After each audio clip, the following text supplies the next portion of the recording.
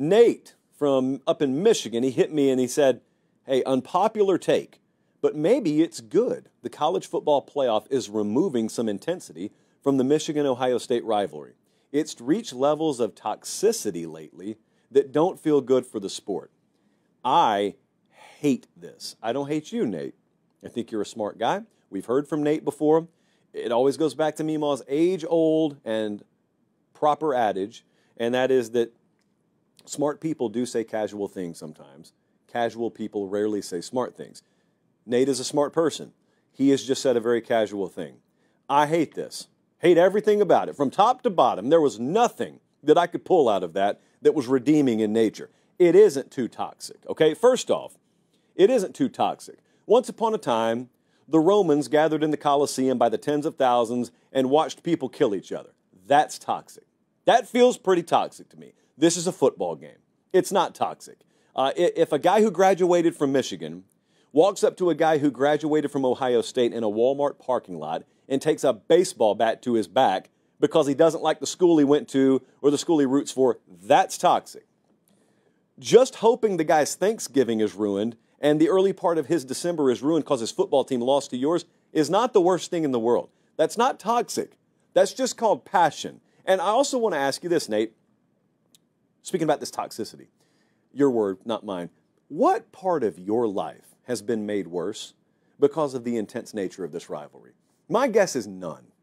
I don't even know who you're a fan of. I hear this a lot. I see this a lot. There's people on the internet. There's this group of people who just wander the internet. They want to say something so profound, but they really lack the ability to.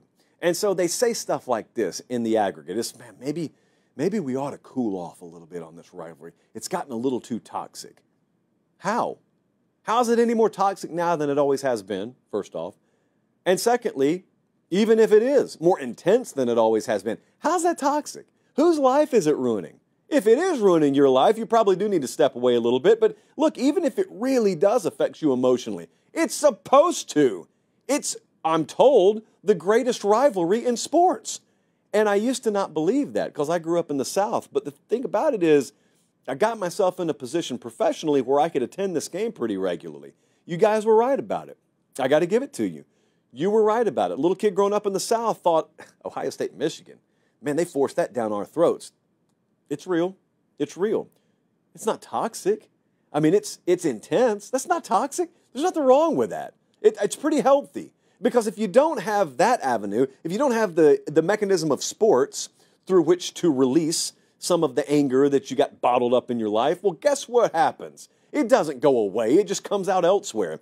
I would encourage some of you out there, probably not watching the show, I would encourage some of your friends who don't have sports in their lives and they just have random outbursts because they don't have other mechanisms through which to release it. Maybe they ought to be in sports. Maybe they ought to watch a little more Michigan, Ohio State. Maybe they ought to feel what it's like to have 4 straight losses hung on their head, which brings me to the next point. Colin, I didn't ask you to do this, but I'm going to ask you anyway. Can you put the question up again?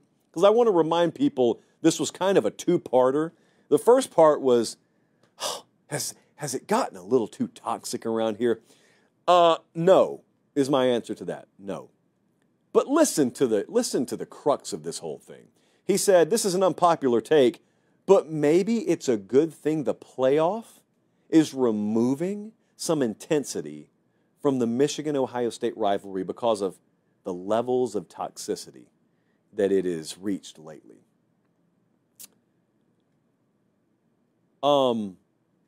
Please don't ever let that happen.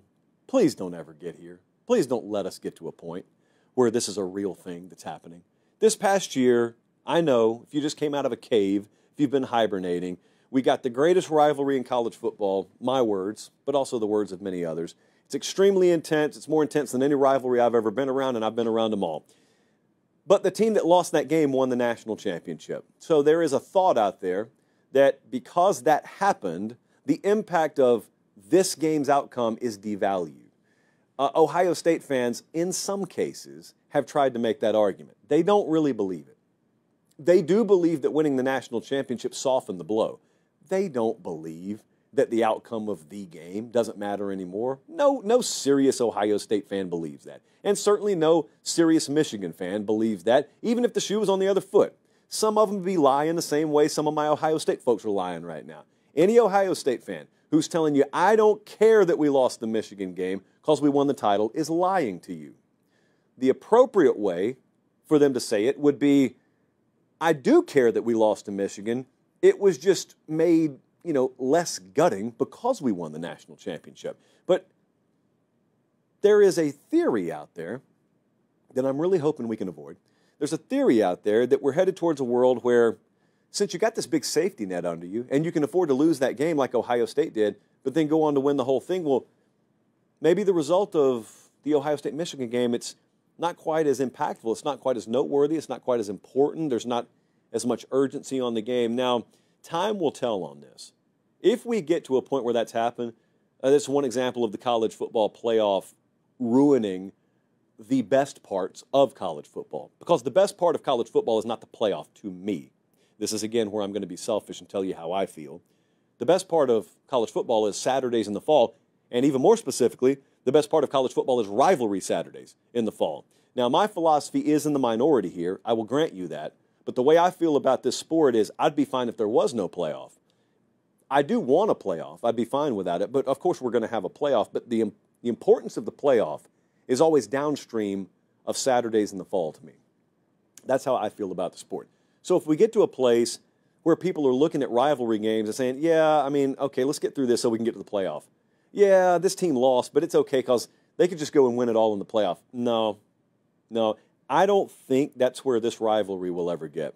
I do think the Ohio State-Michigan rivalry is sort of immune to this, because I think the real ones on both sides of this rivalry understand how important the rivalry is. I know you got some Ohio State fans right now. I've got a couple in my own social circle who wanted to be, kind of smart about the whole thing and say, well, we lost the Michigan game, but when that confetti was raining down, I wasn't thinking about the Michigan loss. Well, of course you weren't. You shouldn't be. What kind of psycho would be winning a national championship and focus on the games they lost? But 5 years from now, when you look back on the season, there ought to be a little hole inside you. You ought to feel great about the season. What this team just did was awesome. But if you're an Ohio State Buckeye and you want to reach the top rung of the ladder, there is no world, there's no season where you accomplished the ultimate without beating that team up north.